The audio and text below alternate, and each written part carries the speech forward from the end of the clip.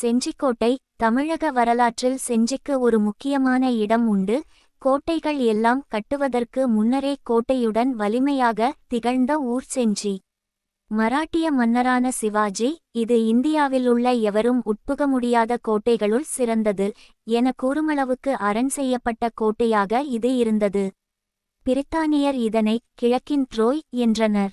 முகலாயர்களால் பாதுஷாபாத் என்றும் சோழர்களால் சிங்கப்புர நாடு என்றும் பெயர் வாங்கியது. இயற்கையோடு ஒன்றிய 3 பெரிய மலைகள், 2 சிறிய குன்றுகள், 12 கி.மீ நீளமுள்ள மதில் சுவர்களால் இணைத்தது செஞ்சிக்கோட்டை. பல போர்களை சந்தித்த பிறகும் இன்றும் கம்பீரமாக காட்சி தருகிறது.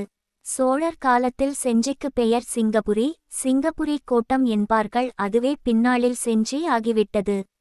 இப்பொழுதும் செஞ்சிக்கு அருகே சிங்கவரம் என்ற ஊர் உள்ளது. அது செஞ்சி அந்த காலத்தில் பெரிய நிலப்பரப்பு கொண்ட ஊராக இருக்கலாம் என்பதற்கு சான்று.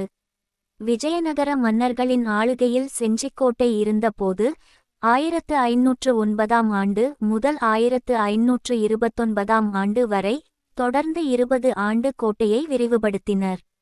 இந்த கோட்டையில் உள்ள கோவில்கள், மண்டபங்கள், குளங்கள், சுனைகள், படைவீரர்கள் தங்கும் பகுதி, நெற்களஞ்சியம், எதிரிகள் கடக்க முடியாத ஆழமான அகலமான அகழிகள் போன்றவை தென்னிந்திய மன்னர்களுக்கு கட்டடக் கலையில் இருந்த ஆற்றலை வெளிப்படுத்துகிறது.